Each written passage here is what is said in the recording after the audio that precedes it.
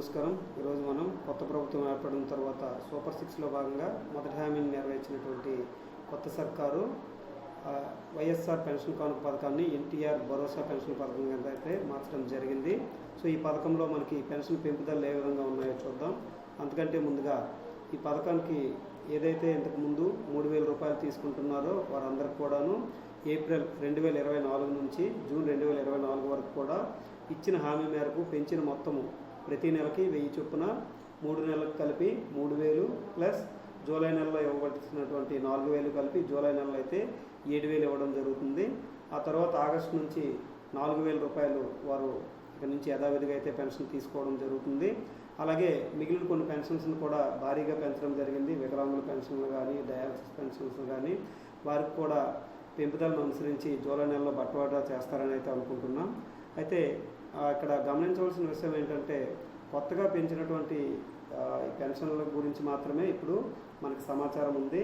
కొత్త పెన్షన్ల గురించి కానీ అలాగే గత ప్రభుత్వంలో చివరిలో ఏవైతే పెన్షన్లు ఆల్రెడీ పెట్టుకుని ఉన్నారో వారికి ఆమోదించబడినప్పుడు కూడా శాంక్షన్ అయితే జరగలేదు. ఆ పెన్షన్ల గురించి కూడా ప్రస్తుతం అయితే ఎలాంటి సమాచారం లేదు.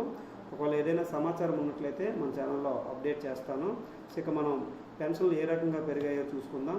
సో ఇదివరకు ఎవరెవరైతే 3,000 తీసుకుంటున్నారో వికలాంగులు కాకుండా రిమైనింగ్ అన్ని రకాల పెన్షనర్స్ ఎవరైతే ఉన్నారో వాళ్ళందరికీ కూడా 3,000 నుంచి పెన్షన్ అనేది అయితే 4,000 అయితే జరగడం జరుగుతుంది.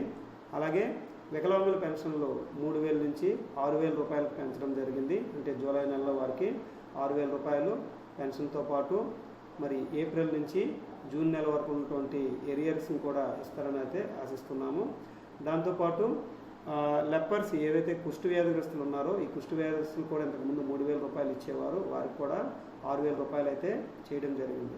అలాగే ఎవరైతే 100% డిజేబుల్డ్ పర్సన్స్ ఉంటారో వారికి ఇదివరకు 5,000 రూపాయల వరకు పెన్షన్ ఇచ్చేవారు, వాళ్ళని 5,000 నుంచి 15,000 రూపాయలకి అయితే వారికి పెంచడం జరిగింది.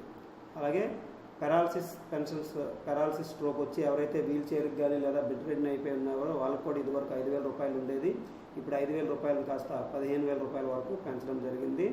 అలాగే యాక్సిడెంట్ విక్టిమ్స్ ఎవరైతే ఉన్నారో వారికి కంప్లీట్గా ఇంతకుముందు ఎవరైతే డిజేబిలిటీ ఉందో వాళ్ళకి 5,000 రూపాయలు ఇచ్చేవారు, వాళ్ళకి కూడా 15,000 రూపాయల వరకు కూడా పెంచడం జరిగింది.